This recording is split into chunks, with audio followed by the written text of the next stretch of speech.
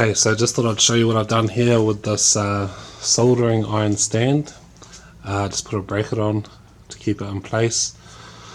When I put it on before, it would just fall over, so that's what I've done there. It's pretty self-explanatory, I guess, but just some sheet metal, thin metal, bent it over the sides here.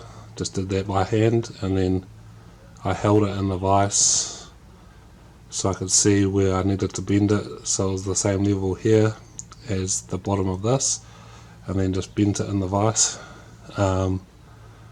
90 degrees, I guess, roughly 90 degrees, and screwed it to the bench, and it's working well. So yeah, another thing I guess you could do would be like put two thin pieces of wood on either side, screw that to the bench roughly the same height as this base here, and then put another piece across and screw that to the two pieces of wood.